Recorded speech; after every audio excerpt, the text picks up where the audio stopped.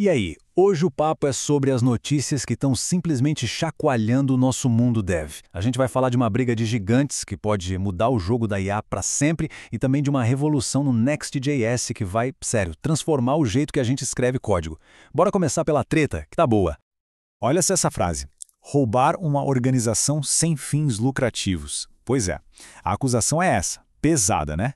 E veio de ninguém menos que Elon Musk, com um alvo bem definido, Sam Altman.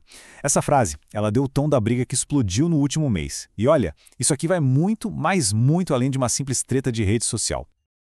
Então vamos lá, a gente está falando aqui de uma verdadeira batalha pela alma da OpenAI. Pensa só.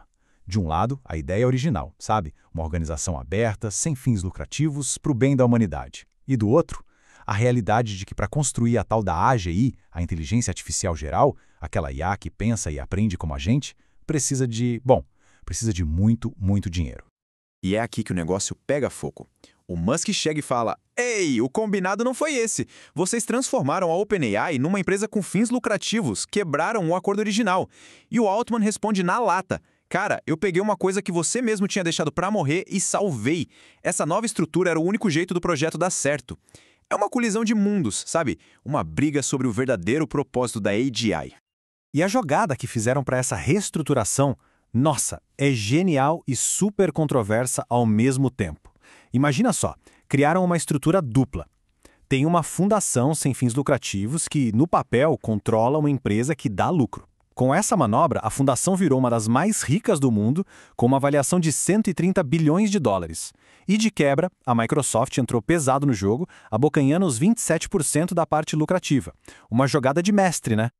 Mas beleza, enquanto esses gigantes estão se engalfinhando lá nas altas esferas, aqui embaixo, no nosso dia a dia, a revolução da IA não para de trazer coisa nova para o nosso código. E é isso que a gente vai ver agora no nosso segundo ato. As ferramentas que estão mudando o jogo para a gente, os devs.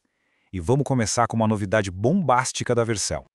Ok, agora vamos falar de código. Next.js 16 chegou com os tais Cache Components. Cara, pensa nisso como uma virada de chave total. Sabe aquela coisa do framework tentar adivinhar o que cachear e o que não cachear? Então esquece. Agora o controle está na nossa mão. A gente decide o que vai para o cache e quando. É só usar a diretiva useCache e pronto. A decisão é nossa, explícita, sem mágica. E essa imagem aqui mostra perfeitamente a mudança de filosofia. Antes, com o App Router, o cache era uma coisa meio implícita, sabe? Quase mágica. E por isso, muitas vezes era imprevisível e dava uma dor de cabeça. Agora, com o Next.js 16, a regra é ser dinâmico. O cache virou uma escolha. Você tem que dizer, eu quero cachear isso aqui. É um opt-in. Isso traz uma clareza, uma previsibilidade que, nossa, a comunidade pedia há muito tempo. Tá, mas e na prática? Qual o resultado disso tudo? Olha esse número. Menos 40%. É uma redução de até 40% na latência, principalmente em apps que fazem streaming de LLMs. Cara, esse é um ganho de performance absurdo, gigantesco, especialmente nesse universo de IA, onde cada milissegundo faz uma diferença enorme. E falando em facilitar nossa vida de dev, olha só que maravilha. Uma vitória rapidinha para a comunidade. A integração do TenStack Start com a queridinha de todo mundo, a ShadCN UI, agora é um comando só. É isso. Menos tempo configurando coisa, mais tempo codando. Simples assim. E a IA, claro, continua se metendo em tudo. Ed Osmani anunciou que agora o Gemini está integrado direto no Chrome DevTools. E o fluxo de trabalho é inacreditável. Sério. Você grava lá o seu trace de performance, normal. Aí, em vez de ficar caçando o problema, você abre um chat e pergunta em português mesmo: Gemini, por que essa parte tá lenta? E ele vai lá, analisa tudo e te dá os insights. Cara, isso acelera o debug de um jeito absurdo. Ok, a gente viu as ferramentas de hoje. Agora, vamos levantar um pouco a cabeça e olhar para o horizonte. Vamos falar sobre as visões mais audaciosas, as ideias que estão desenhando o nosso futuro. Para onde essa onda de IA está levando a gente de verdade?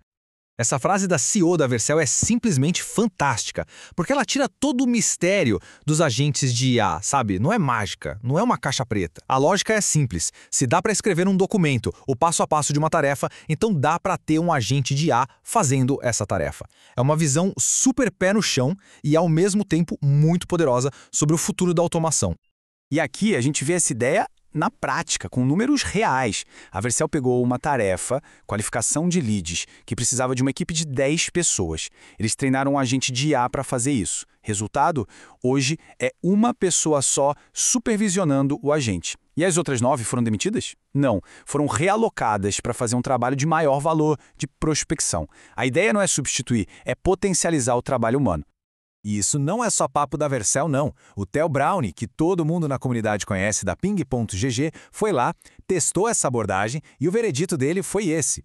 Workflows com IA podem cortar as falhas pela metade. 50%. É uma prova de fogo de que essa ideia funciona de verdade no mundo real. E já que a gente está falando de visões ambiciosas, bom, a gente tem que voltar para o Elon Musk. A última dele parece que saiu direto de um filme de ficção científica. Presta atenção. Ele quer criar uma constelação de satélites, todos controlados por IA, que funcionariam como um termostato gigante para o planeta Terra. A ideia é ajustar de forma mínima a quantidade de radiação solar que chega aqui. E só para a gente ter uma noção do tamanho da brincadeira, a proposta inicial fala em 30 mil satélites. É um projeto de geoengenharia numa escala que a gente nunca nem imaginou.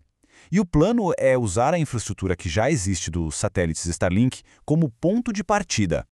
É óbvio que uma ideia desse tamanho traz junto um debate do mesmo tamanho. De um lado, a gente tem potencial de uma solução em escala planetária para o aquecimento global. Seria incrível. Mas, do outro lado, os riscos são gigantescos. Custo de mais de 100 bilhões de dólares, o perigo de criar desequilíbrios no clima de algumas regiões e talvez a questão mais importante de todas. Quem teria o controle? Quem é que decide a hora de apertar um botão que afeta o planeta inteiro? Então, depois de toda essa viagem, desde a briga dos bilionários até um termostato para o planeta, a pergunta que fica é essa: o que de tudo isso vai transformar mais o código que a gente escreve em 2026? Vai ser a direção que a IA vai tomar com essa batalha pela OpenAI? Vai ser o controle e a performance que o Next.js 16 está trazendo? Ou será que vão ser os agentes de IA transformando qualquer processo documentado em automação pura? Quero muito saber a opinião de vocês. Deixem aí nos comentários o que acham. Valeu e até a próxima!